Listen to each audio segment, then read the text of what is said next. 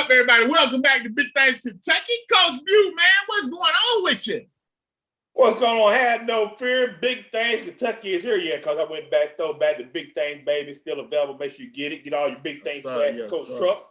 Have no fear. Big Things is here. I'm Coach View. My main man, Coach TB on the side. Coach Truck, what's good? Not much, man. Like Jared said last week, school's out, but we got a month to go, baby. Shout out to all the graduates, coach of the city and the surrounding counties, coach. It does the heart good to see these young men and women graduate high school, considering all the things they've had to face, and we've seen. Shout out to my guy Cole McElroy graduate, all the former Dunbar Bulldogs graduate, all the former Commodores, defenders, LCA kids, Catholic kids, all the kids in our area that we cover. My guy Big Melvin graduated Taste Creek. My guy Jalen Henderson graduated Bryan Station, coach. Man, it did my heart good. I also got to get Dayla graduate from President Douglas. All our kids graduate. Kids we start covering and kids we have coached over the years graduate high school, coach. That meant the world to me. We've lost a few over the last few years. So see these young men graduating high school, going on to bigger and better things, coach, does the heart good. Okay. Just remember, we first started, coach, you had cornrows down the back of your head. Now you Mr. Clean. The years has been tough on us. You at least. I still got all mine. So right now, looking at our softball and baseball standings. Baseball, we in our last week of the season with both sports as teams are closing it out. Our top three teams in baseball in the region so far have been Frederick Douglass, LCA, and Madison Central, not in that order. Well, we're getting into these districts, so who knows what's going to happen. Like Jared said, it really looks like the top three teams is going to come down to Douglas, LCA, and Madison Central. And it's going to really, pitching is going to have a lot to do with how these teams line up and face each other. And I ain't going to lie, as right as it looks like pitching is in the favor of Madison Central, coach, because they got some studs there. So Madison Central could be a team you keep your eye on. Yes, sir. And in softball, my Lady Generals, coach, we done took a few lumps against the head. I don't know, you won't say it was me. Well, I'm just saying they was rolling on pretty good. Coach, so surely it's kind of been a car that's running out the gas, coach, and you driving. I'm just saying. Coach, all I'm saying is I do want to give a shout out to my Lady Knights. You know what I'm saying? We win and we riding, baby. You know my Knights is doing big things, coach. Let's go, Lady Knights. You know, coach, man, it's going to be tough. But the Generals are closing out this week's games. My Lady Generals, coach, are closing out this week's games against Great Crossing. Yeah, Lafayette Great Crossing, coach, should be a big game for both teams going in, getting ready for the playoffs, getting ready. Hopefully, both make a state run, coach. Yes, sir. So stay tuned with this baseball and softball as we get ready for the playoffs. Coach, we're going to switch gears to talk about my Paul Lawrence Dunbar Bulldogs, regional champs. You know, spring football's here. They just had their spring game, coach. So we want to catch up with my coach, Coach Wes Johnson, to find out how the Bulldogs is doing, coach. Coach, you see how man. Before we go into this interview, I just want to let you know, man, you was not a Dunbar fan until last year. Me and Coach TV was on Coach Johnson from day one. He walked through the door. But we'll let you go and take it and ride with that. We was with Coach my Johnson. Man, Cole McElroy and them Bulldogs up front, Coach. Man, yeah, Coach, all them guys at Dunbar graduating. Hey, Coach Johnson, we've been riding with you from day one. Me and Coach TB. I can't speak for you. Me and Coach TB's ride with Coach Johnson day one. Here's that interview with my coach right here.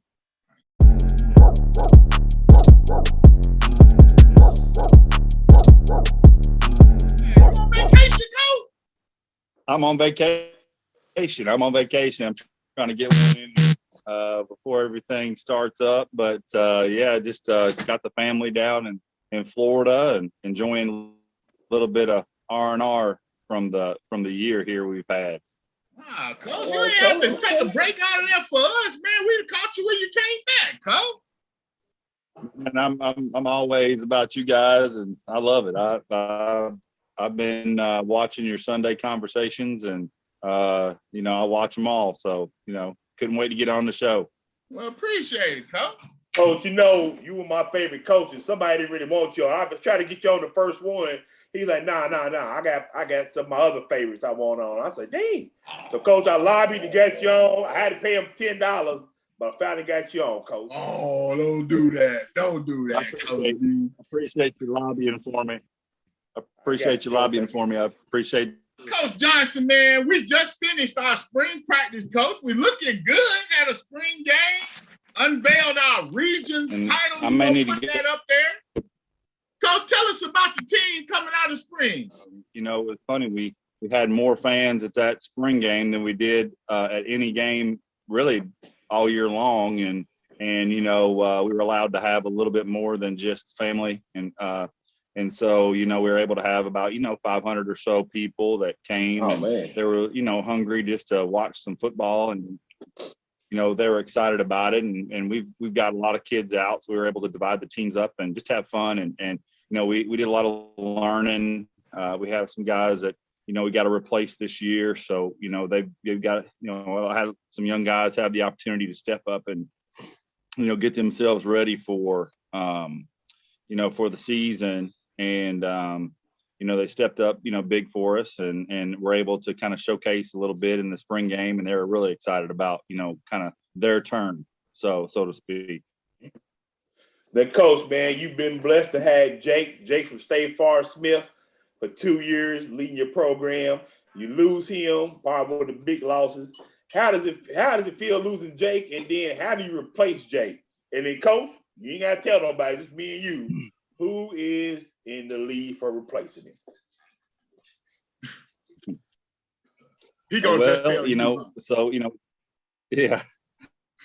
So, Jake, obviously, he was district player of the year. He won our Paul Lawrence Dunbar male athlete of the year. He's a good baseball player. Jake is just a really good quarterback. He's a really good, heady, smart guy. And, when you've got 2 years with a kid, you start getting really comfortable in what you can do, that just like anybody, Jake had limitations, and he had things that he really excelled at doing. And so, we just wanted to make sure that we kind of fit the system around what he could do really well. And we've got another couple of kids that'll be vying for the job. Eric White, who has got a great release and a great arm. He's got some speed. He adds a little bit of a running dimension to our offense. We have another kid who's just exploded on the scene over spring ball, completely shocked everybody. His name is Cole Colony, and he actually started at corner for us last year, and we were looking at him to start at corner again.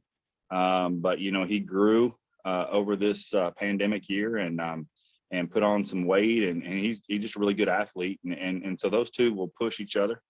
There's always, it's always fun. We have competition at different positions. And all right, Coach. Now coming back, I gotta say the strength of our team, Coach, has got to be the big dogs up front. We're getting most of them back. How the guys look in spring, Coach? They look really good, and we're really deep there right now. We've got everybody but one guy coming back. Cole McElroy, your guy, who is not coming back. But we had some guys that played a lot last year. So Colton Turner will take over the center responsibilities, but he started at guard for us last year a lot. So, so it's not like he's coming in, not having playing any varsity snaps. So, he knows what's going on. And so we're about 8 deep this year. I think we're deeper than we were last year. That's definitely going to be our strength. We got our running backs back as well. All 3 of them, our top 3 running backs return, in all of our offensive line. So, we're not afraid to ground and pound a lot anyway. So, that's what we're going to do. Them defenders might be in trouble, Coach Dude. I'm just saying. I ain't speaking for Coach Johnson. I'm speaking just for myself. Just for me. Well, Coach, man, look, they've got a ton of kids back. They're going to be exciting to watch, and a lot of their skilled kids are back, and we look forward to seeing what they do on that our sister district over there. I pull for Coach Hawkins, and we talk, I pull for him, over there on the other side of the city, and they're not on our district, so it's okay to be able to root for them. Coach, just so tell you what, man, that was great to see that game that Friday night, man. That's probably one of the best games I've seen in the city in a long time. It was good to see two teams who faced adversity and came back to get back where you all are. To speak on that also, Coach, you took it over this program from a winless 0-10 in 2017 to win 3 games in 2018 when no one expected you to. 75 the year after that, 73, a game away for the state championship, Coach. Man, it's been remarkable. Coach, how have you done it so soon? Are you surprised by the turnaround? Well, in a sense, yes. But I think that we had a nucleus there, and I think much like Hawkins and Bryan Station will tell you, it's not like the cupboard was completely bare. We had pieces, and if we could just get those pieces to gel and keep on grades and make sure people didn't transfer, and that's always a part of Lexington football, unfortunately. I mean, it's hard to people move, and it's not in any kind of recruiting kind of manner. They just move. A lease is up, or they buy another house, or so you move across the street and now you're in another district. So you have to navigate all those things, but you also have to make sure that the kids that you have that you're monitoring them, you're watching their grades, you're following up with their teachers, you're making sure that they're progressing along, not only athletically but academically. And that was the key, is to keep this group. When I got there, that freshman class had come in third in the freshman conference they had, behind Catholic and Scott County.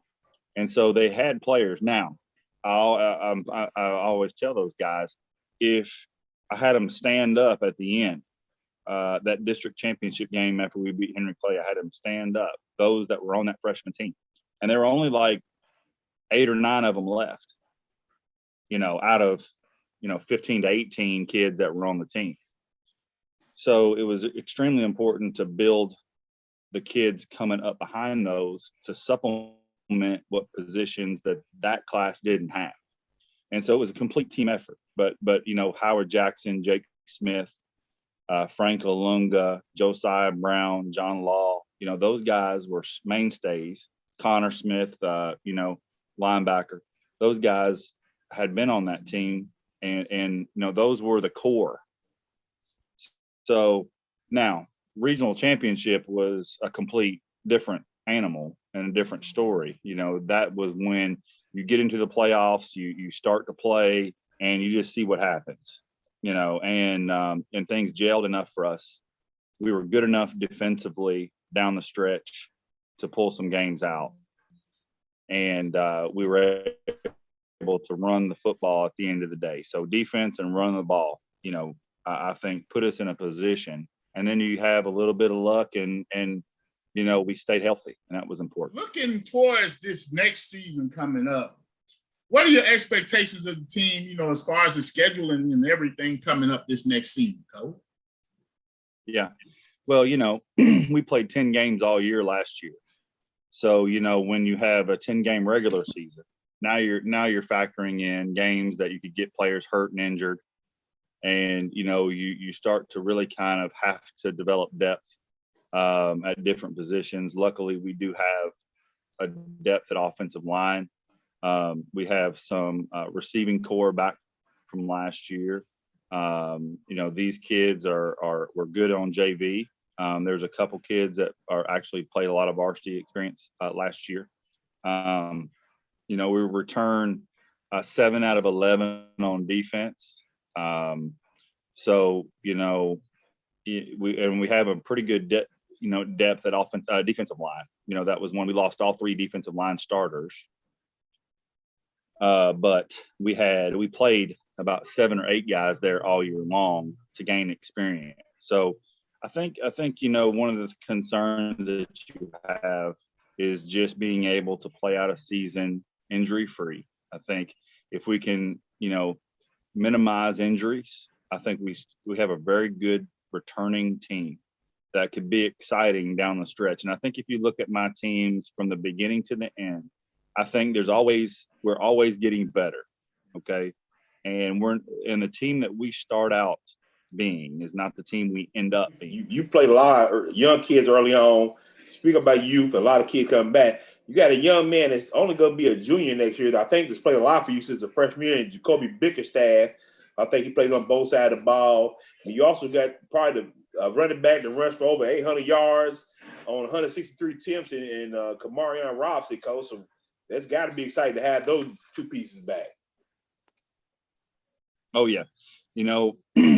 Jacoby Bickerstaff and also Desmond Duncan, who nobody's really heard of yet. But those 2 guys on the outside, the problem was I got a 6'5" wide receiver in Shaheem Drew that's being recruited right now by a lot of different schools, but they didn't know about him because I was so deep at wide receiver last year with Omar, Howard, Frank, those guys, that it was no knock on the talent that we had.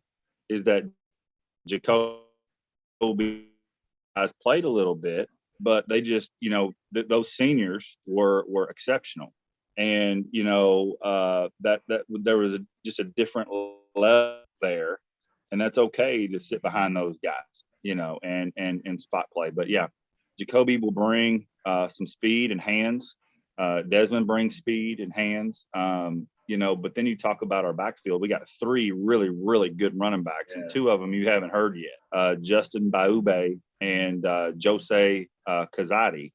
Those 2 will burst on the scene this year. So you will see them. They were both sophomores last year, and there'll be new names in the city that will really impact what's going to happen. There on our backfield. And we also have a kid that transferred, moved. Just like you always do. You have those move cross town guys. And Noah Chapman, who really kind of showed a lot of.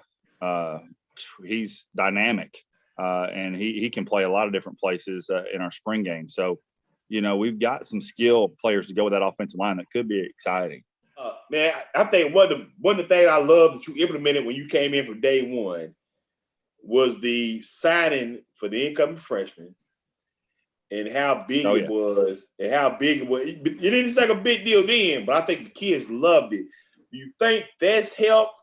And do you feel like kids are buying in and not wanting to go to, go here or go there, and wanting to stay and be Bulldogs? Well, and this is kind of what I say to coaches.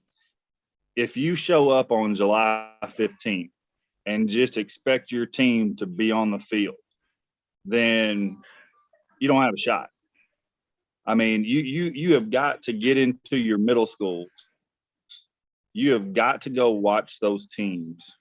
You have got to go watch your players that are coming into your program. You've got to establish relationships early with those kids to get them fired up and excited about coming to your school. And we try to do a good job of getting every address of every kid that's supposed to come to Dunbar. Okay. And if you're a Dunbar kid, we will go all out for you to make it known that we want you at our school. And I think that's really, really important. And we had that signing day, and all those guys, do that. And so, they love that. And we did a virtual one this year. And I wish I could say I invented it. I didn't invent it. Jim McKee has one of the best incoming 8th grade things that there is. But I think that, those coaches like that make me better, because, it ups the bar I think, to see, what Scott County does, and what he does with his incoming eighth graders challenges me to be better, and challenges me to fire up my kids coming in to really want to come out. And the funny thing about it is, guys, I'll have 27 guys on my freshman team, and there may be 10 of them that had never played before in their entire life, that just come out because I saw them in the hallway and say, hey, man, you need to play football, and they'll come out and do it. And that's what happened with Luke Olive last year. I recruited him in the hallway, 6'4", tight end, you need to play. He's playing basketball, so you need to play football. 1 year, he came out 1 year and had 15 offers. So there are some of those kids that are good athletes that are not playing middle school ball that also help us. Well, Coach Bill, you got anything else? We let Coach go and finish his vacation.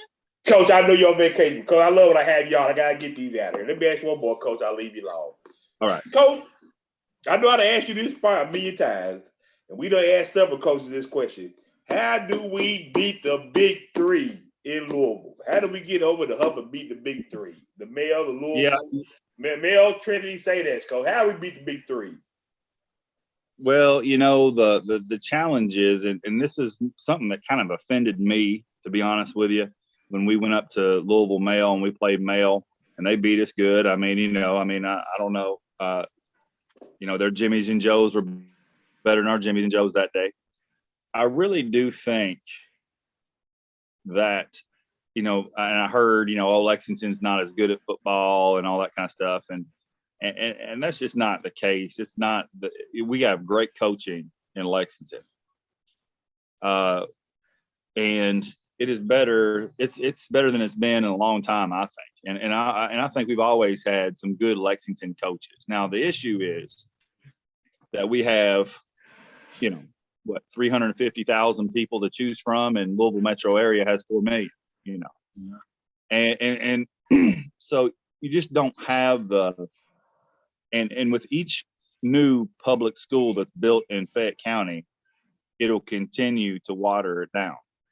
So you can't concentrate the athletes at one school. Okay. There are 3 teams, Male, Trinity, St. X, that have won the highest championship in football since like 1974. There's only been 3 other teams to ever do it besides those 3 since 74. And so, you're just looking, I think you're not looking just Lexington football is not good. No, that's not right. We are doing well, and we're over in a lot of areas in terms of the pool of kids that are here is completely different than the pool in Louisville. And so I don't know what the answer is to that. It's not that we're not good, and it's not that we don't have good players. That I know.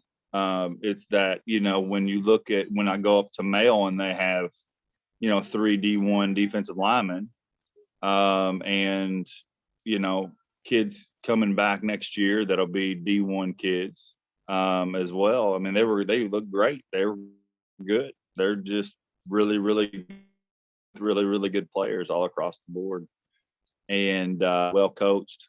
Coach Wolf. You get those guys up there together. So I'm not sure what the answer is, but I do know the answer is not that Lexington football is bad. Great response, Coach. Great response. Yeah. Yes, sir. Great response. Great response. Well, Coach, glad you had a successful spring. Looking forward to big things out of the Bulldogs. Coach Bill, you got anything else to go? Man, Coach, big fan. Love what you do there at Dunbar. Even though you're the other team on the other side of town, I still love what you do over there, man. It's good to see Dunbar getting back its winning ways, and a lot of that is due to you and your coaches and them young men in your program, Coach. Thank you. I appreciate you guys having me on. It's a lot of fun always. Man, great interview with Coach Johnson, man. I love. He's kind of mellow. He don't get real excited, rah, but, hey, man, he loves the game. What he's done is implement a lot of things to the city that a lot of other programs are following. Of course, maybe he did the freshman, incoming freshman signing day, which has been big. He's always taking pride in following his kids that are coming into his school. You know, it's good to see Dunbar being considered one of the good schools, seeing Dunbar and Bryan Station being back up, being respectable, Coach. Yes, sir. I love that. And you seeing other teams following suit. Douglas had their signing ceremony and that type of stuff. So big things is going on in Big Things County with all these schools, Coach. We might talk about Coach TB's contract. His son signed his letter of intent to play for Douglas. So 85 Broncos, baby. Coach TB might become a homer. I might call the Alumni Association to take his diploma away. Ridiculous. Okay, as always, there should be a limit donor. I'm Coach Bew. My man, Coach TB all the time. Coach Trump. Hey.